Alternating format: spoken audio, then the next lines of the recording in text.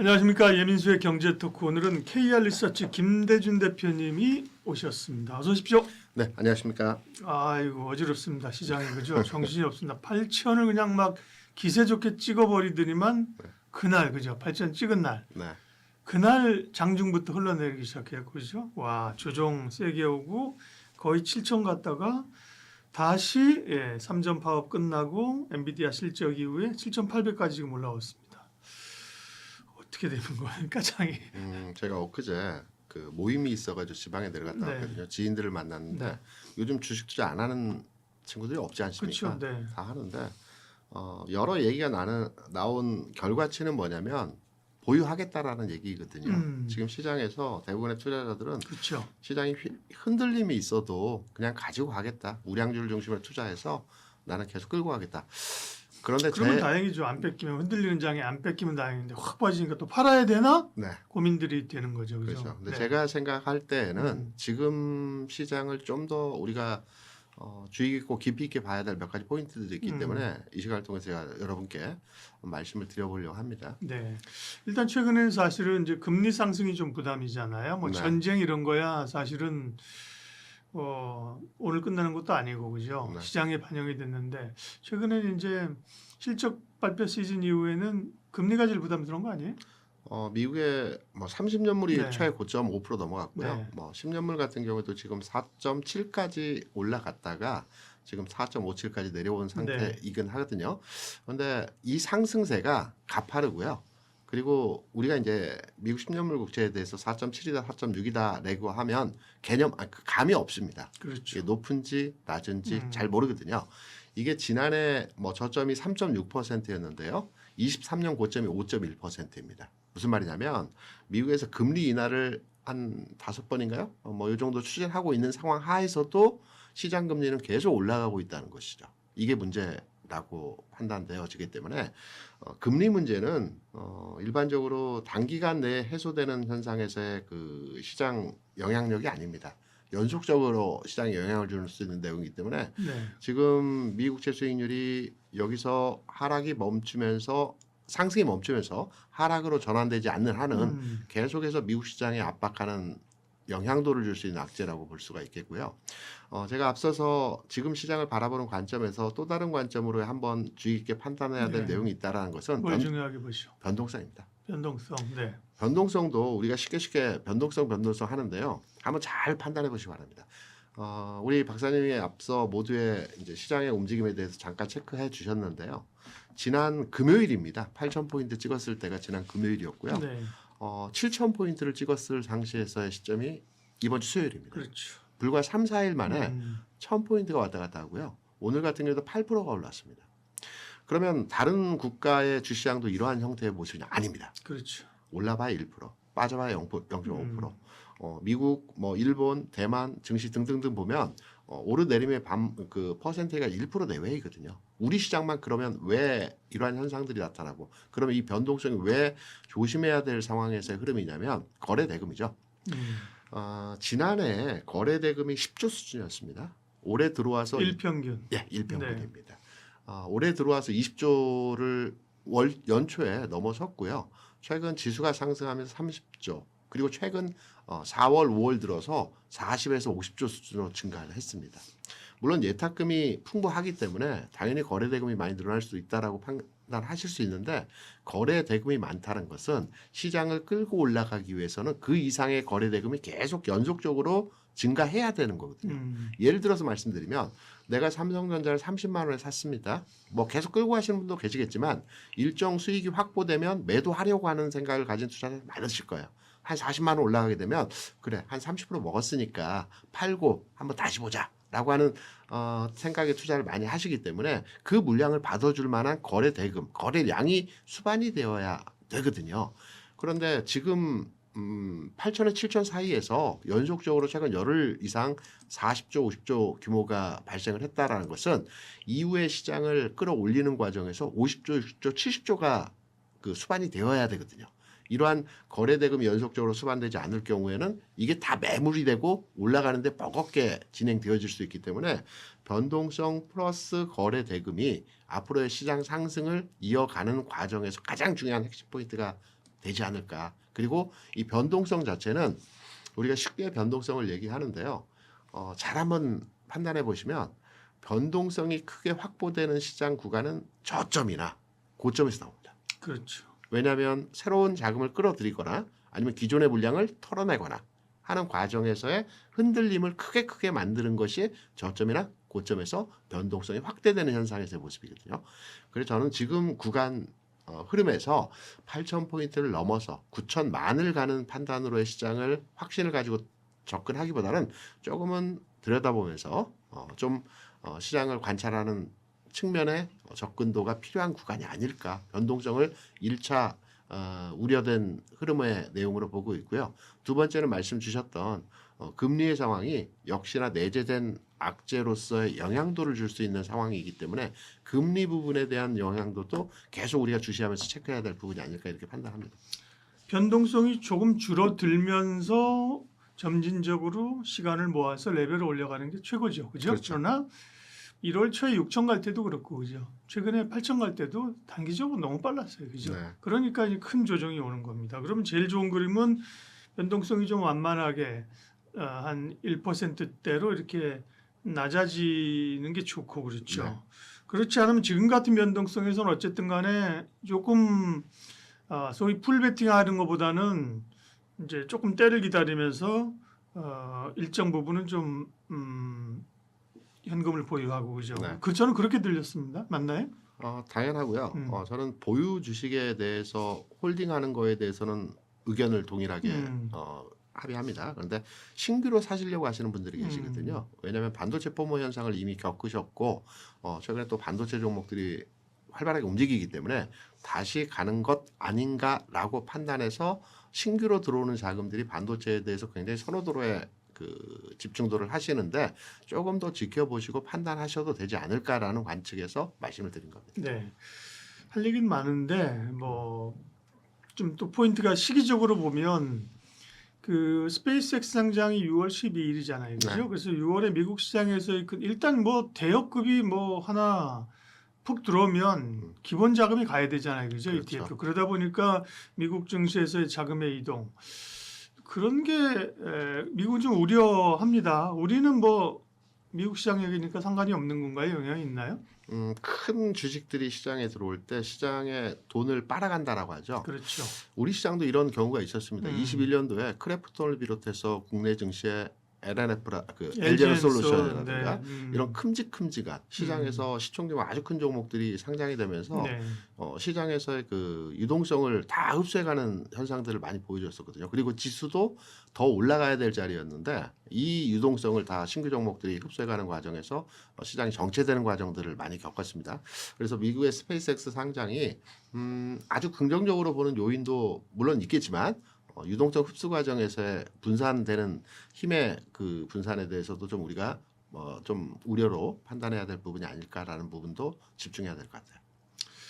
그럴 경우 일단 당장 뭐 우리 증시에서 수급을 빨아가는 건 아니죠. 그다음에 스페이스X에 상장하려고 상장에 소위 공모하려고 한국 주식 파는 사람이 얼마나 있겠어요. 그건 아닌데 네. 일단 스페이스X 상장이 자금을 빨아 들어가면 기존의 뭐 기술주 이런 데서 그렇죠. 그렇죠. 반도체 이런 게 자금이 좀 빠지게 되면 국내 반도체나 이런 데도 좀 단기적으로 영향이 있겠습니다. 그렇다고 뭐 스페이스X 상장된 투자 기업이나 뭐 위성 업체를 지금 살 수는 없는 노릇이고 그죠. 그렇죠. 네. 그리고 직접적으로 국내 이 스페이스X 상장과 관련된 종목이 뭐 미래에셋 관련 그룹이 있다라고 하는데 네. 그 외에는 뭐 그렇죠. 무선통신 관련주 몇몇이 있긴 하지만 테마성이죠, 그죠. 직접적 관련성은 좀 떨어지기 때문에 스페이스X의 그 상장 관련된 직접적 수혜가 예상되는 기업은 현재 국내에는 특별하게 나타나지 않고 있다. 이런 부분이 또 하나의 국내 증시와 영향도를 판단했을 때 좀 거리감이 있다라고 생각하는 부분이죠. 전쟁과 유가, 인플레이션 우려는 어떻게 보세요? 아무래도 뭐 유가가 쉽게 떨어지진 않고 그러니까 계속해서 이제 뭐 금리 상승 얘기도 했지만 이제 그런 부담들이 이제 장기화되고 있는 거기 때문에 네. 조심하자는 얘기도 꽤 있거든요. 물론 장기화 조짐이 나타날 때 시장의 악재 요소로 작용될 수 있습니다. 그런데 저는 이렇게 생각합니다. 전쟁과 미중 정상은 하나 였고요. 네. 유가, 인플레이션 한번 엮어서 설명을 드리게 되면 미중 정상회담에서 결과값이 그렇게 특별한 게 없었죠. 그리고 전쟁 장기화에 대한 부분도 시장에 우려되는 부분인데 이거는 계속해서 시장에 긍정적으로 요인이 될 수 있는 내용들이 앞으로 진행이 될 수 있기 때문에 호재로 인식을 합니다. 첫 번째, 미중 정상회담에서 내용은 없었습니다. 그런데 지금 미국 경기가 굉장히 안 좋거든요. 실물 경제가 안 좋습니다. 그래서 우리가 흔히 말하는 11월 중간 선거를 앞두고 트럼프 대통령이 뭔가 대책의 수단을 만들어야 되는데 이 대책의 수단이 돈을 풀어야 되는 과정에서의 과거와 같은 형태의 진행을 하기는 현재 어렵습니다. 왜냐하면 부채 한도가 이미 다 차 있는 상태이고 의회의 결정도 현재 확신할 수 없는 상황이기 때문에 그렇다면 경기 개선을 위한 방법적 부분은 중국과의 관계 개선이거든요. 중국에 대한 관세를 면제시켜주고 어떤 그 유통이나 그 무역에 대한 부분들을 원활하게 진행시키는 과정에서 경기가 회복되는 과정에서의 상황을 만들어낼 수 있기 때문에 중국에 대한 스탠스를 계속해서 하나씩 열어가는 형태로 진행이 되어질 걸로 판단이 되고 있습니다.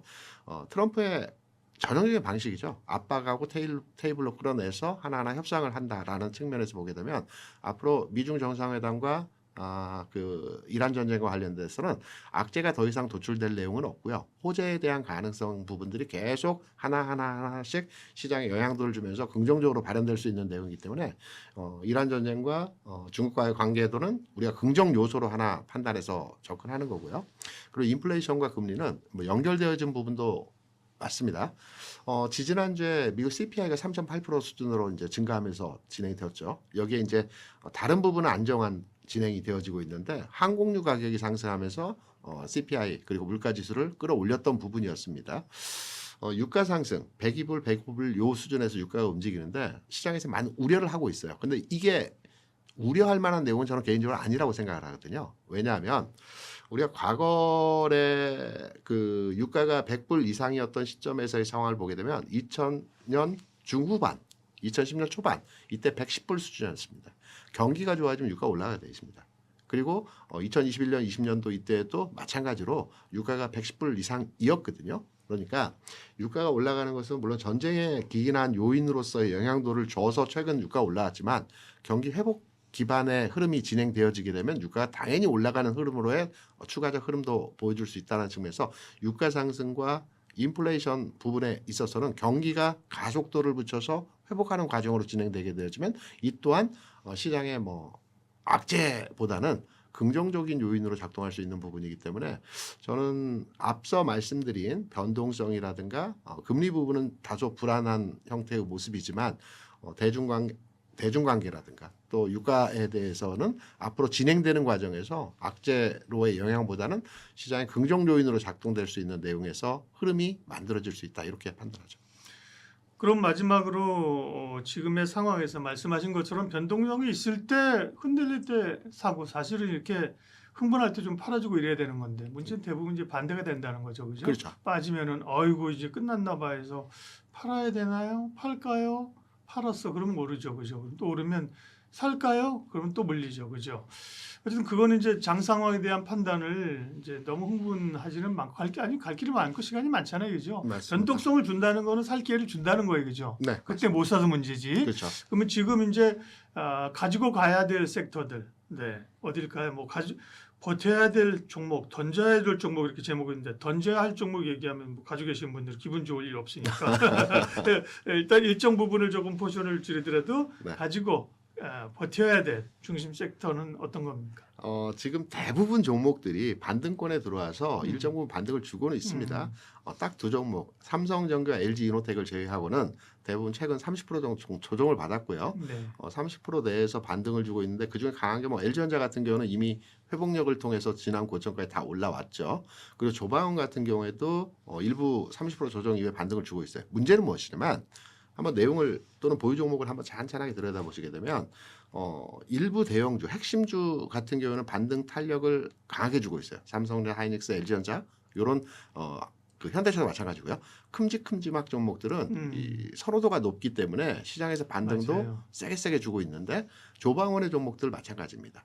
조방원의 대표 종목인 현대중공 반등 세게 주고 있습니다. 그리고 LI넥스원 크게 안 빠지고 반등 주고 있습니다. 두산 엘러비티 최근에 많이 빠지게 좀 반등 세게 주고 있어요. 근데 나머지 종목들 한번 들여다보시죠. 한전기술 비롯해서 한국조선해양이라든가 하나오션이라든가 그리고 방산주에서도 하나 에어로스페이스 같은 종목들은 반등의 탄력도가 굉장히 약합니다.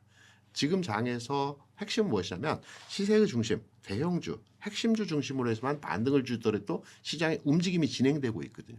앞으로 이러한 현상들은 계속해서 진행되어질 가능성이 아주 높습니다. 제가 앞서 잠깐 그 모임에 갔더니 대형주를 중심으로 해서 그냥 홀딩하겠다라는 게 시장 심리거든요. 그러면 지금 내 계좌의 상태에서 아주 주도주가 아닌 주변주로의 투자가 되어지신 분들이 많이 계실 수 있습니다. 그러면 저는 주도주로의 전환이 필요한 상황이 아닐까. 주변주보다는 주도주로의 전환점이 필요한 지점에서의 상황이다 이렇게 생각합니다. 반도체 얘기를 해야죠. 아니할 네. 수 없죠.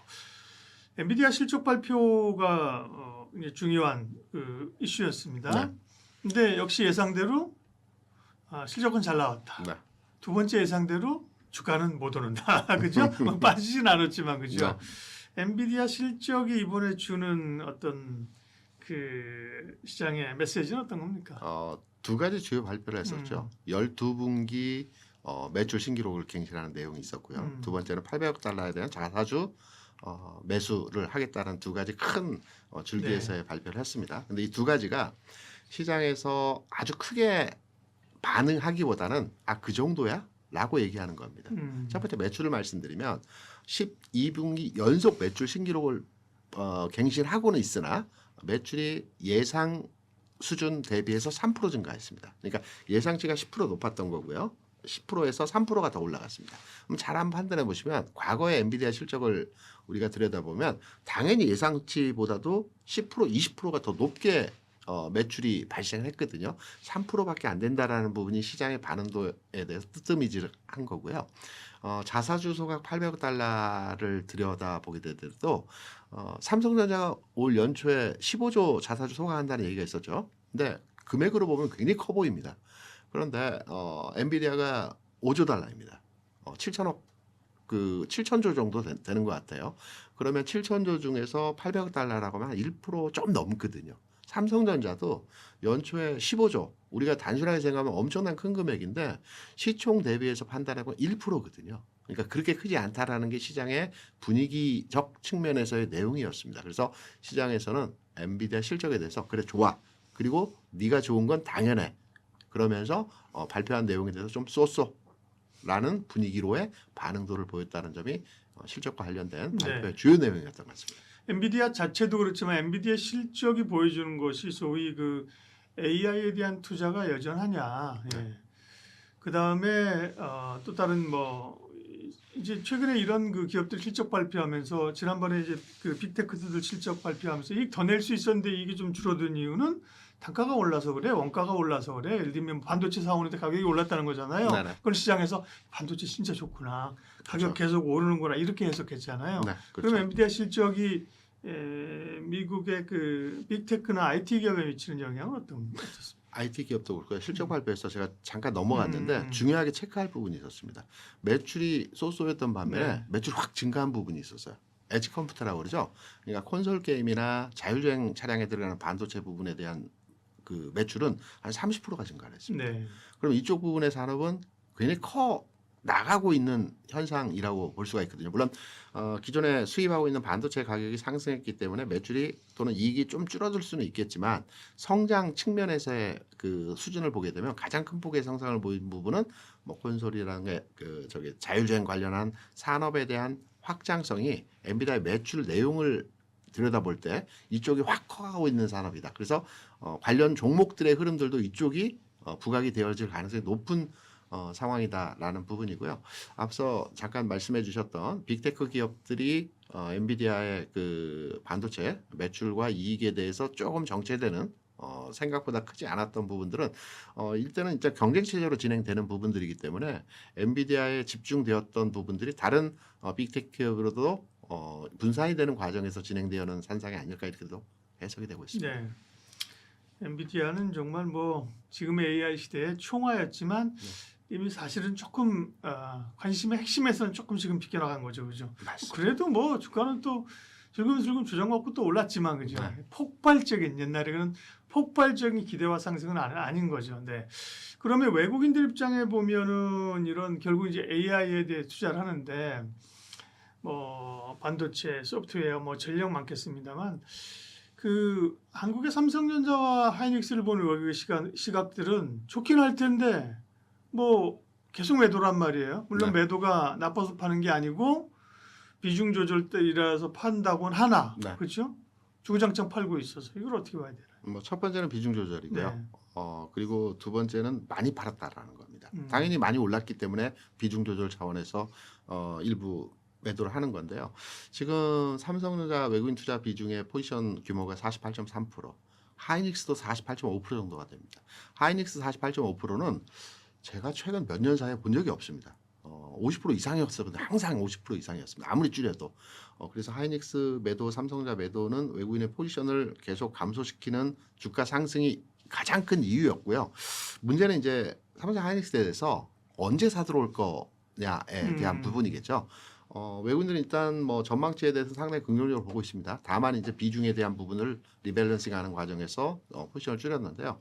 과거 흐름을 한번 들여다보겠습니다. 과거에 삼성전자에 대해서 외국인이 가장 선호했던 시절이 몇 번 있었지만 2023년도에서 2024년도 구간에서 외국인들이 삼성전자에 대해서 굉장히 선호도로에 집중적 매수를 했었습니다. 이 당시에 제 기억으로는 아마 50%에서 23년 초에 24년 7월 8월 그러니까 1차 총파업이 되기 전 단계까지 55%까지 삼성전자를 매집을 했었거든요. 근데 7월 이후에 11월까지 이게 50%까지 다시 내려갔습니다. 여기서 많이 매도했는데 여기서 중요한 것은 삼성전자에 대해서 55%에서 50% 7월에서 11월까지 매도를 하고 이후에 다시 산 시점에서의 상황을 보게 되면 그 다음 연도 6월 7월이 되어서야 샀습니다. 그러니까 이 부분을 지금의 장의 상황에 대한 삼성전자 하이닉스로 치환시켜서 우리가 이해를 하게 되면 외국인 투자자들은 삼성전자 포지션을 한번 줄이게 되면 즉시로 다시 원래의 수준으로 회복시키는 매매를 하지 않는다라는 과거 흐름에서의 내용을 이해할 수 있거든요. 그러면 당분간의 영역에 있어서 삼성전자에 대해서 더 이상 팔 물량은 없을 겁니다. 장기 투자 부분이 48% 이상이니까요. 팔 물량은 없대. 바로 사들어오는 상황에서의 흐름은 시간을 두고 바라봐야 되지 않겠나. 외국인의 매수는 당장에 단기적으로 들어올 만한 상황은 아닐 것 같기 때문에 외국인 매수보다는 최근에 개인의 매수와 기관의 매수가 삼성전자 주가를 끌어올리는 상황이죠. 그래서 기관 매수와 개인 매수가 삼성전자의 상승 지점에서의 흐름들을 좀 더 힘을 주어주는 모습으로 진행되어질 것 같습니다. 네.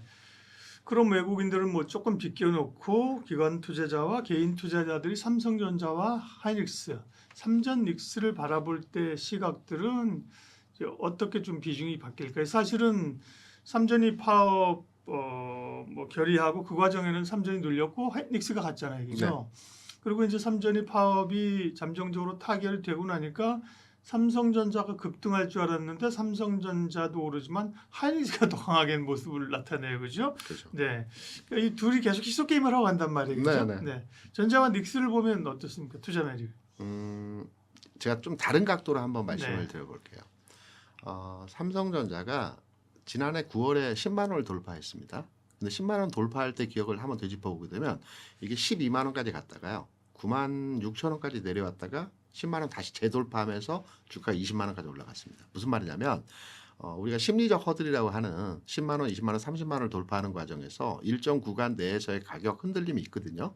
12만 원에서 9만 7천 원, 6천 원이라고 하면 대략 한 30% 조정을 받은 겁니다. 25%, 30% 조정을 받았죠.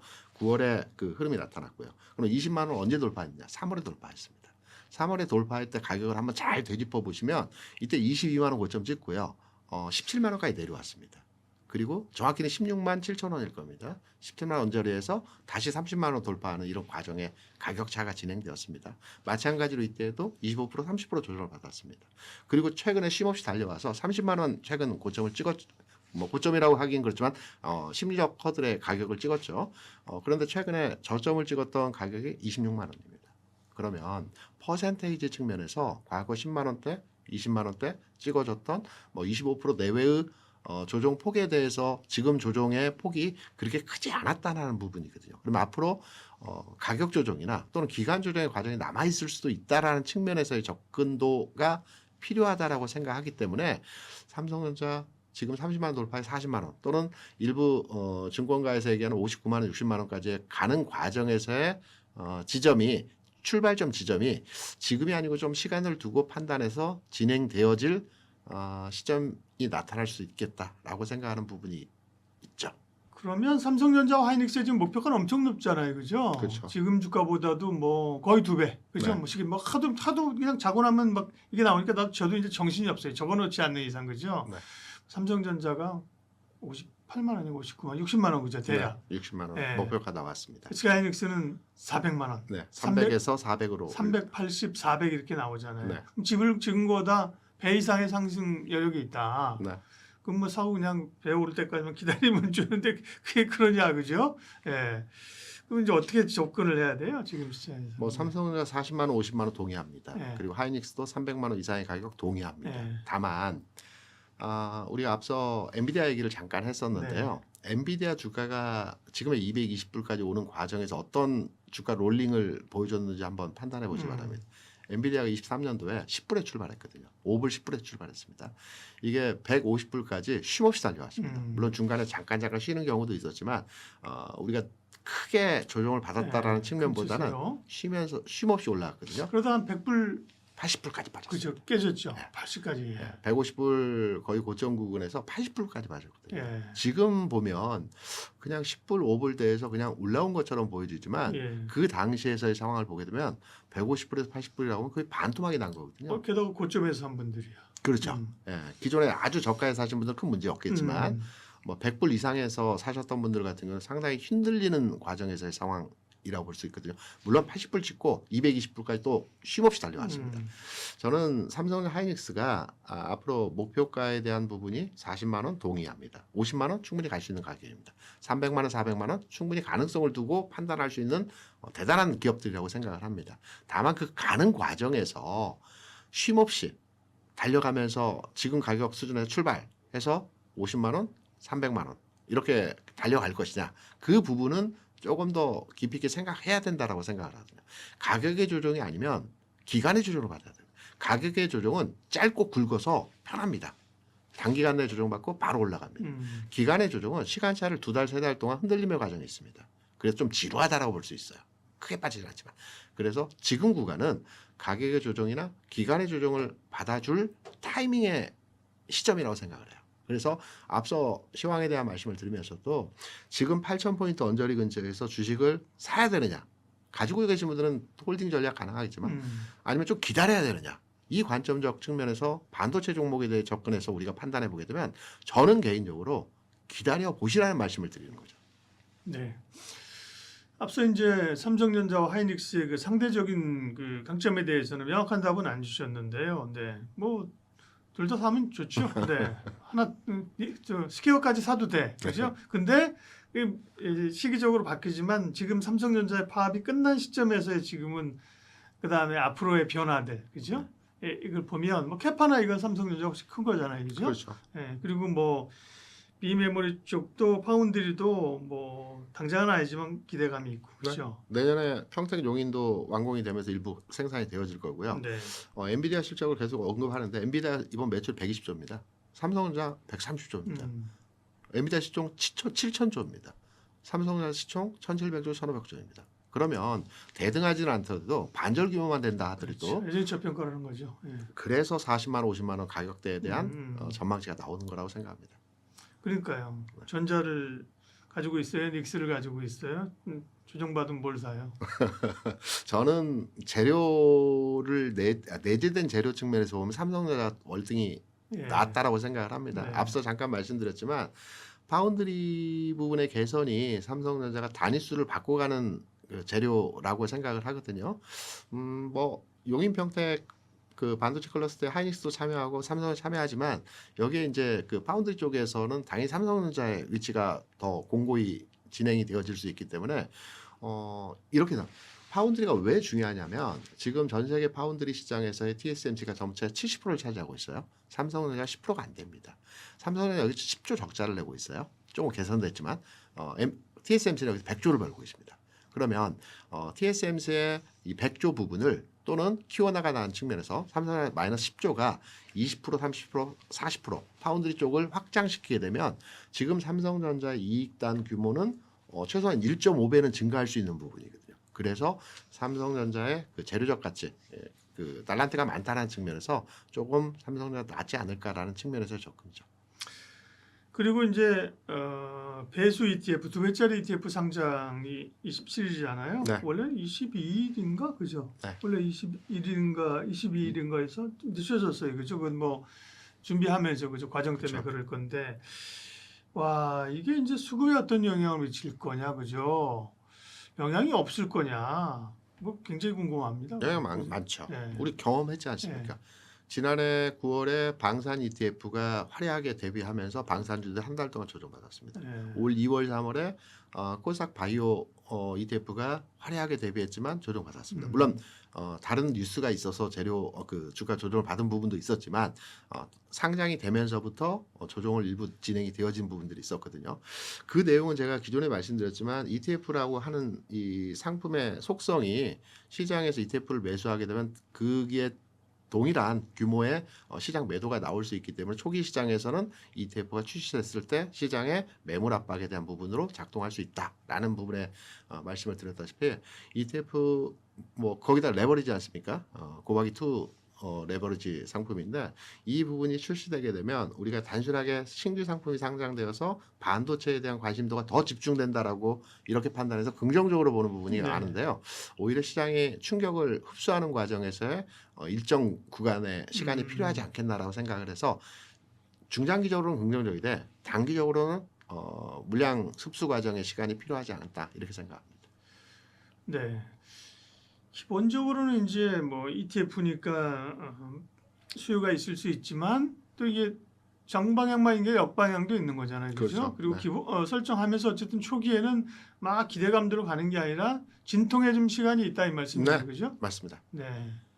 그런 게 지난번에 액티브 ETF 말씀할 때도 그 영향 하셨고 그때도 뭐 한 달 정도 과거의 사례를 보면 그런 좀 조정이 이번에도 비슷했어요. 그죠? 기대감 확 있었는데 사실은 코스닥 액티브 ETF 한 달 기었잖아요. 이게. 네, 맞습니다. 네. 그 정도 기간 생각하면 될까요? 네, 물량 흡수 과정에서의 시간이 한 달 정도, 최대 한 달 정도는 걸린다고 생각합니다. 네. 그래요. 그럼 마지막으로 소부장은요? 소부장은 어떤 관점? 소부장은 뭐 이런 거 뭐 2배짜리 ETF는 없잖아요. 물론 일반 ETF는 있겠지만 그죠? 네. 소부장 관점 및 전략은 소부장 긍정적으로 봅니다. 긍정적으로. 네. 네. 소부장은 사셔야 된다고 보고 있습니다. 그래요. 이렇게 한번 말씀을 드려볼게요. 코스닥이 시장이 강했을 때가 지난해 9월이었고요. 올해 1월 말이었고요. 그리고 올해 4월 초였습니다. 강했다라는 것은 거래소 대비해서 강한 흐름을 보여줬다는 게 아니고 거래소는 약간 정체되어 있는데 고점을 돌파하는 어떤 강한 흐름에서의 코스닥 시장이 움직였다라는 지점이거든요. 다시 말해서 거래소 시장이 박스권 내에 처해 있을 때 상대적으로 다른 시장에서의 움직임이 강한 흐름에서의 모습들을 많이 보여줬다는 측면. 그러면 반도체 투탑이 제가 앞서서 반도체 투탑은 어떠한 형태에서의 당분간에 있어서 기간이나 가격의 흐름에서의 정체된 진행이 되어진다라는 측면에서 예상을 했었는데요. 소부장은 좀 다릅니다. 어떤 메시지적 측면에서 소부장 종목들을 우리가 접근해 볼 수 있느냐면 소부장 종목들은 빠른 조정이 시작된 종목들은 지난 1월부터 쉬기 시작했습니다. 그리고 조금 타이밍이 좀 더 상승이 진행됐던 종목은 3월부터 조정을 받기 시작했거든요. 그리고 최근까지 충분히 고점 대비해서 30% 조정 받았고요. 이제 바닥을 다지고 있는 형태에서의 모습인데 우리가 소부장이 가는 시그널로 딱 판단해서 우리가 해석하는 것이 소재주의 움직임입니다. 최근 그 소부장 내에서 소재주를 보게 되면 한솔케미칼이 한번 움직였다가 잠깐 쉬고 있어요. 동진세미컴이 지금 고점을 향해서 달려가고 있습니다. 솔브랜드 마찬가지고요. 반도체 소부장이 움직일 때 항상 이전에도 항상 그랬지만 전공정 단의 소재주가 먼저 움직입니다. 이런 맥락에서 본다면 이제 소부장이 움직일 만한 흐름에서의 모습으로 전환될 타이밍에서의 시점이 아닐까 생각하고요. 여기에 이제 뭐 PSK 같은 경우 여전히 강세 흐름은 진행되고 있죠.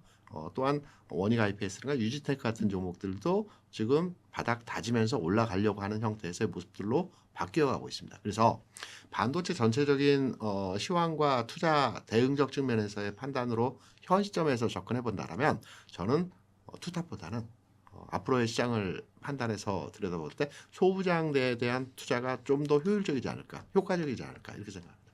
이민수의 경제토크 KR 리서치 김대준 대표님께서 2차전지 이야기를 해주십니다. 우리 채널은 2차전지 지킴이 채널이잖아요. 그죠? 네. 세상 관심 없고 힘들 때도 그죠? 네. 함께하면서 투자자들을 같이 어깨 동무하면서 여기까지 이제 왔습니다. 우리 김대중 대표님을 포함해서 네. 출연자분들께서 그런 역할을 해주셨고요.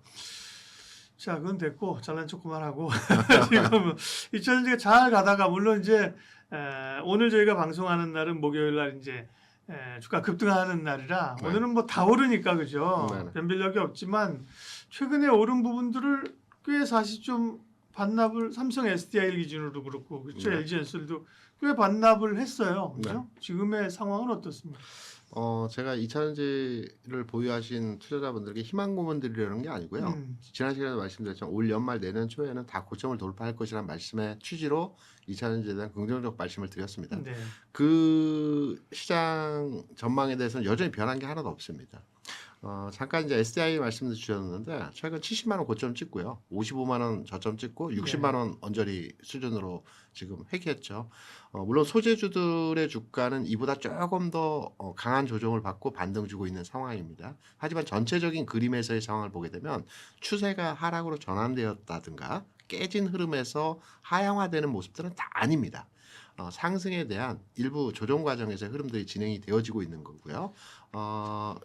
최근 내에서 조정은 이제 마무리되었다라고 바라보는 관점으로의 접근이 가능하기 때문에 그래요. 네, 그래서 2차전지 보유하신 분들은 5월 말 6월 정도에는 다시 새롭게 움직이는 시장에서의 2차전지 가격의 움직임을 보실 수 있을 것 같습니다. 그런 긍정적 시각의 기전은 근거는 무엇입니까? 일단 외국인 투자자입니다. 네. 외국인 투자자들이 5월 들어서 국내 주시장에서 매도를 하고 있지만 몇몇의 종목들에 대해서 매수를 하는 종목들이 있습니다. 그중에 대표 종목이 삼성 SDI와 포스코홀딩스입니다. 전체 외국인 매수가 뭐 1, 2, 3, 4 순위를 매겨서 판단해 보게 되면 3위, 4위가 삼성 SDI와 포스코홀딩스거든요. 여기 이제 주요한 내용이 뭐냐면 저는 포스코홀딩스를 좀 더 깊이 있게 바라보는데요. 외국인들이 포스코홀딩스에 대한 지분율이 지금 31%까지 올라왔습니다. 꽤 높네요. 네.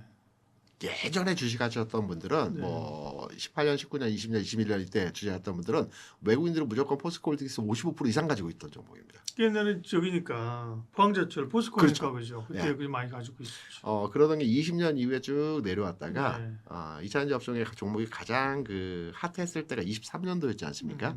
이때 외국인 지분율이 30% 초반이었습니다. 그러니까 다시 말해서 23년도 이후에 30% 이상의 지분율을 확보한 지점은 지금이 최초라는 거죠. 3년 만에 지분율을 30% 이상으로 넘겼습니다. 최근까지 27% 내에서 계속 그 특별하게 관심도를 보여주지 않았거든요. 그러면서 올해 들어서 지분율이 계속 증가하면서 특히 4월, 5월에 포스코홀딩스 SDI에 대한 외국인 투자자들의 관심도, 러브콜이 계속 이어지고 있다는 측면이 2차전지 업종에 대한 전반의 흐름의 분위기 전환, 이 부분으로 해석할 수 있는 가장 중요한 얘기고요. 두 번째는 리튬 가격의 흐름이겠죠. 지금은 18만 위안 정도 합니다. 그런데 5월 초만 해도 20만 위안 넘어섰었죠. 그러면 20만 위안이 어느 정도냐? 지난해 5만 위안이었습니다. 저점이. 그리고 연말에 10만 위안. 올해 14, 15, 16만 위안 하다가 지금 20만 넘어섰다가 잠깐 쉬고 있습니다. 18만으로. 그래서 리튬 가격의 상승은 2차전지 전반에 대한 흐름의 움직임이 진행되어질 수 있고요. 그리고 세 번째로는 전기차 판매량이죠. 유가 상승하면 전기차 판매가 늘어날 수밖에 없습니다. 네, 그런 기사 계속 나오대요. 네. 아직은 이제 데이터적 측면에서 유가 상승 진행되어진 것이 3월 중반부터 유가가 100불 넘어가면서 부담스러운 유가로 작동했기 때문에 아직 그 데이터가 완전히 확보되지는 않았지만 지난 21년 이후에 유가 상승 100불 넘어갔을 때 전기차가 판매가 2배로 증가했다는 과거 내용을 보게 되면 아마 6월 데이터 나오는 시점부터는 전기차 판매량 증가에 대한 부분들이 또 2차전지 종목의 상승의 흐름에 동력이 될 수 있는 부분이라고 판단되기 때문에 이러한 세 가지 요인에 있어서 외국인 그리고 리튬 가격, 전기차 판매 이 부분들이 주요한 2차전지 업종의 주가 상승 어떤 그 움직임의 재료가 될 것으로 판단되고 있습니다. 포스코홀딩스에 관심을 갖는 것도 결국은 그런 그 리튬이나 그 소재의 일관 체제 이런 데 대한 기대감 아닌가요? 포스코홀딩스는 예. 우리가 새롭게 봐야 됩니다. 예. 기존까지는 철강 업종의 종목이었지 않습니까? 네. 지난해 매출 올 초까지만 하더라도 전체 70조 매출 1년에 매출을 일으킨 회사거든요. 이 중에 한 50조는 철강 쪽에 나오고요. 그리고 45조, 40조는 이제 자회사에서 발생된 매출입니다. 그리고 리튬 생산은 뭐 5% 내외였습니다. 근데 올 3월에 아르헨티나의 그 리튬 공장이 완공이 됐죠. 네. 얼마 안 됐습니다. 네. 한 2달 정도밖에 안 됐는데 이 리튬 가격도 좋고요. 이제 생산을 본격적으로 진행하면서 공장을 확장시킬 겁니다. 그래서 시장 일각에서는 2030년 한 4년 뒤에는 지금 포스코 전체 매출이 70조인데 리튬 생산과 관련된 매출이 60조 정도를 발생시킬 수 있다. 계속 늘어나는 형태로 진행이 되어지기 때문에 그래서 포스코홀딩스의 주가는 지금의 뭐 수준 내에서 충분히 더 올라갈 수 있는 여지가 있다라고 보고 있고요. 2차전지의 이제 통합주, 뭐 소재, 그다음에 뭐 일부 그 제품을 만드는 회사로 전향적 흐름에서의 모습이 나타날 수 있다는 측면에서 관심도를 가지고 바라봐야 되지 않겠나 생각합니다. 그럼 포스코홀딩스 얘기가 나왔으니까 또 가격을 마디를 끊어서 착착착 그림을 잘 그려주시잖아요. 네. 이번에 포스코홀딩스는 54만 원 찍고 밀렸습니다. 40만 원 갔다가 44만 원 할 겁니다. 네, 그 전에 한 고점 한 70만 70만 원이지만 그죠? 두 번 고점 찍었죠. 한 60만 원, 60, 70을 볼 수 있잖아요. 근데 네. 이후의 흐름들은 어떻게 보신다고요? 포스코홀딩스가 지난 2008년 9년에 70만 원 한번 찍었고요. 네. 그다음에 23년도에 70만 원 한번 찍었고 뭐 최근의 움직임은 왔다 갔다 하면서 50만 원 찍었고 54만 원 찍었고 40만 원 찍고 44만 원인데 저는 당연히 70만 원 고점 돌파한다라고 보고 있습니다. 그래서 중장기적 관점도 가능하고요. 단기적 흐름에서도 2차전지의 전체적인 시황적 측면이 개선되고 있기 때문에 관심도 가져야 된다고 생각합니다. 네. 그리고 2차전지 셀 가운데서는 네, 역시 엔솔과 SDI 중 엔솔이 조금 더 우위입니까 지금? 엔솔이란다. SDI가? SDI가 좀 더 탄력적이고요. SDI 고점은 70만 원이죠. 앞선 고점에 70만 원인데 70만 원 근처 상황에서 최근에 55만 원 갔다 60만 원 안착되고 있습니다. 네. 아주 견조한 조정입니다.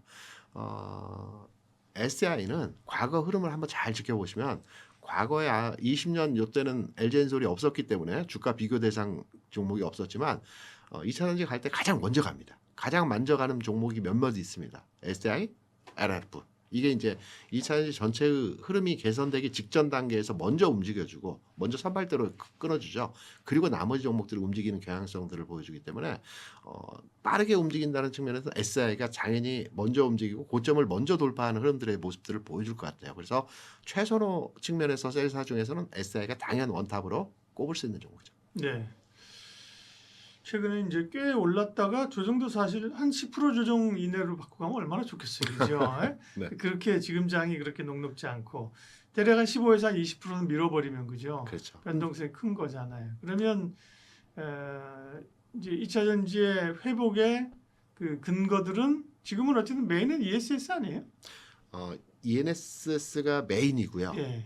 ESS가 어느 정도 커지느냐에 대해서 이제 잠깐 설명드리면 LG엔솔이 그 ESS에서는 가장 독보적인 기업이기 때문에 지지난해 한 5% 정도였다라고 합니다. 매출에 지난해 한 25%까지 올라왔다라고 해요. 올해는 40%에서 50% 육박한다고 합니다. 이게 무슨 말이냐면 기존에 EV가 점유했던 배터리 시장이 ESS가 이제 거의 반절 정도의 매출로의 구성도로 차지하는 부분이거든요. 다만 이쪽은 마진이 그렇게 좋진 않습니다. 그러니까 EV 대비해서 마진은 좋지 않은데 회사는 쉬고 있으면 안 되지 않습니까? 가동을 해야 되잖아요. 그렇죠. 예. 공장을 계속 가동해야 한다는 측면에서 ESS가 시장의 확장적 측면에서 분위기를 만들어가는 측면에서 굉장히 긍정적이라고 판단되고 있고요. 당연히 ESS 관련해서는 뭐 시장이 커 나간다는 누구도 다 여기에 반론을 못하기 때문에 커 나가고 앞으로 뭐 한 30%씩 성장하는 데서는 저도 동의하고 있고 이 부분이 ESS 시장과 2차 전지가 확장할 수 있는 분위기에서의 재료다라고 생각합니다. 결국 이제 셀 쪽에서는 큰 이제 흐름이 바뀌어야 되는 거니까 그죠? 개별 네. 기업의 문제는 아니잖아요, 그죠? 산업에 관한 문제니까요. 맞습니다. 삼성, SDI, LG엔솔, 그 다음에 리튬 쪽에서의 그 생산들과 이렇게 가시화되는 포스코홀딩스를 좋게 봤다면 소재 쪽은 또 고민들도 있는데 소재 쪽에 제일 고민이나 궁금증은 사실 에코프로 그룹일 거예요, 그죠? 네, 맞습니다. 에코프로 포함해서 BM, 토요타 상장된 기업들. 시장 전체적으로 에코프로에 대해서 뷰는 요즘 별로는 좋지 않습니다. 네, 예. 그러니까 탑 최선은 아닌데, 그죠? 네네. 대표님 시각은 어떠십니까? 에코 프로가 조정을 좀 세게 받았죠. 음. 19만 원에서 12만 원까지 내려왔으니까 뭐 퍼센테이지로 보면 한 30% 정도 조정 받았습니다. 반면에 BM 같은 경우는 26만 원에서 뭐 최저점 하라고 한다면 18만 원. 뭐 비슷한 흐름이긴 하지만 BM 같은 경우는 전저점이 딱 받쳐주는 상태에서 조정이었기 때문에 그냥 왔다 갔다 했다라고 볼 수 있거든요. 박스가 좀 큰 형태이지만 프로는 조금 더 하향화되는 형태이고요. 그런데 앞서 잠깐 말씀해 주신 것처럼 주가가 올라가면서 한 25% 30% 조정은 일반적으로 나올 수 있는 퍼센테이지의 측면의 조정 각도입니다. 그래서 최근 저점을 찍었다고 보고 있고요. 여기에 대해서 에코프로가 12만 원 저점 찍고 14만 원까지 지금 올라오고 있는 중간 단계의 가격이고요. 그리고 비행 같은 경우에도 26만 원, 18만 원 찍고 지금 20만 원까지 다시 올라온 상태입니다. 그래서 바닥은 이미 찍었고요. 바닥 찍은 이후에 이제 전환점 상승으로 전환하는 과정에서의 상황이기 때문에 에코프로 관련주들이 비교적 조정을 좀 딥하게 받은 부분이 있기는 하지만 일반적 수준에서의 조정 폭이었다라는 측면에서 바라보면 전망에 대해서 나쁘게 볼 필요는 없다라고 생각을 합니다. 그 에코프로랑 에코프로 BM을 비교해 보면 에코프로가 좀 더 긍정적이고요. 그래, 네. 에코프로보다는 포스코 퓨처엠이 좀 더 긍정적 네. 흐름으로 진행되어지는 소재사의 주가 상황의 그렇죠. 흐름이죠. 네. 포월 얘기 이제 아까 했으니까 그죠? 네. 네. 에코프로하고 BM만 비교를 하면 그렇고 그러면 여타 소재사들 중에서는 좀 좋게 보시는 데는 어디예요? 포인트는 포스코 퓨처엠이 새롭게 움직이고 있죠. 퓨처엠. 네, 퓨처엠이 왜 그러냐면 포스코 퓨처엠이 안 움직였습니다 그동안.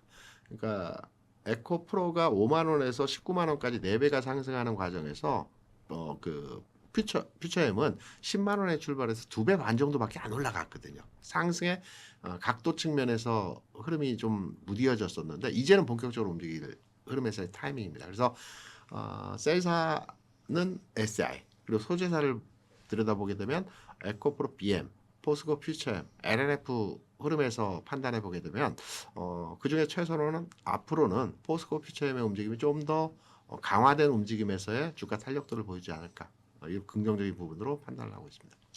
양극재 중에서 이제 LNF를 많이 주목해서 봤잖아요. 네네. 네, 포스코 퓨처엠 그 이유가 있어요? LNF는 먼저 출발해서 먼저 쉬는 경향들을 보여주고 있습니다. SDI와 비슷하게. 그런데 앞서 말씀드린 것처럼 포스코 그룹이 밸류 체인을 다 확보하고 있다는 측면이 굉장히 긍정적인 측면에서의 내용이고요. 두 번째는 이제 저평가된 부분이고 세 번째는 실적이 좀 늦게 적자의 흑자로 돌아섰죠. 한 분기 늦게 전향이 되었는데 포스코 그룹의 전환에 대한 부분을 높게 평가해서 네. 포스코 퓨처엠의 주가에 대해서 긍정적으로 판단합니다. 네, 결국은 사실 포스코 그룹 그럼 사실 상단에 있는 포스코 홀딩스가 좋다는 얘기가 이제 여러 귀결이 됩니다. 그렇죠. 그렇죠? 네. 네. 양극재 업체까지 받고 나머지 소재 업체, 뭐 전고체까지 포함해서 그죠? 네. 그 밑에 가면 사실 뭐 장비, 폐배터리까지도 있습니다. 그죠? 네. 근데 나머지 업체들 중에 좀 소외되었던 종목 중에서 코스모 그룹이 관심도를 가지고 우리가 지켜봐야 될 것 같습니다. 코스모 신소재 같은 경우에도 주가 정말 안 움직였거든요. 지금도 뭐 크게 움직이는 상황은 아니지만 코스모 그룹은 LG 그룹의 반개 회사 그렇죠. 사촌 아마간으로 네. 알고 있습니다. 그래서 LG엔솔의 그 ESS 분야가 계속 확장되는 과정에서 당연히 수혜가 진행되어질 것으로 판단돼 물론 수혜 자체가 당장의 부분보다는 점진적으로 개선되어지는 현상들을 보여줄 수 있기 때문에 저는 코스모 신소재라든가 코스모학 같은 종목에 대해서도 새롭게 들여다봐야 될 지점에서의 상황이 아닐까라고 생각합니다. 네, 제가 뭐 장비나 폐배터리 얘기했습니다만 이런 쪽까지 확산되기에는 아직 좀 네. 기간이 그렇고 전고체는 또 항상 좀 뭔가 좀 머금고 있습니다. 기대감들을. 이수 스페셜티 케미칼이 최근에 한 13만 원 고점 찍고 10만 원 살짝 깨지는 조정까지 좀 어떻게 주가를 다 외우고 있어요? 매일- 차트도 안 보시면서. 대단해요 우리 김대중님. 매일 보니까요. 네. 좀 깊게 조정을 받은 면이 네. SIB에서 깊게 조정을 받은 면은 있습니다. 네. 근데 이수티 같은 경우는 주가 습성입니다. 빠질 때는 또 딥하게 빠지고 올라갈 때는 또 강하게 올라가는 측면에서의 모습을 보게 되면 전고체 여전히 매력적인 아이템이라고 생각을 합니다. 그래서 전고체 관련주의 흐름 또한 계속 지켜봐야 되고 긍정적으로 판단하는 부분이기 때문에 나는 전고체에 대한 비전으로 투자되어졌다. 그러면 이수티 같은 종목들은 계속 홀딩하셔야 되겠죠.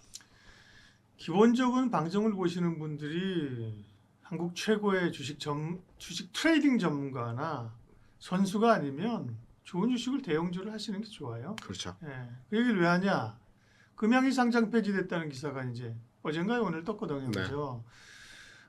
바람머리 할 때야 뭐 금양도 상당히 기대감을 가지고 갔었는데 그죠? 내용을 몇몇 듣다 보면 그게 한 번에 가지 않는다고. 오늘까지 그냥 엄청 좋다가 그냥 갑자기 월요일 날 상패 이건 아니잖아요. 큰 맞습니다. 노이즈가 있잖아요. 그때도 뭐 여기저기 투자를 한다 그랬는데 뭐 내용이 보니까 나중에 아니고 뭐 몽골에 투자한다 그랬는데 뭐 길도 없고 뭐 과대 공시해 가지고 문제도 생기고 노이즈가 많았잖아요. 그죠? 알았습니다. 노이즈가 많았는데 그거를 무시하면서 뭔 소리야? 이 회사를 욕하는 자들은 가만히 안 둘 거야. 이러면 안 돼요. 그죠? 모두가 예라고 할 때 아니로라는 부분도 한번 우리가 들여다봐야 예. 되거든요. 그래서 내가 가진 주식은 자식 같아요. 그런데 주식이 자식은 아니거든요. 예. 잘라야 할 때 잘라놔야 되거든요. 주식은 자식이 아니라 주식이죠. 그래서 그런 부분들을 꼭 참고하셔가지고 네. 대형주 당연히 투자 관점으로 접근을 해야 될 것 같고요. 네. 그 뒤에 아니다 싶을 때는 과감하게 정리하는 것도 필요한 부분의 투자가 아닐까라고 생각합니다. 네.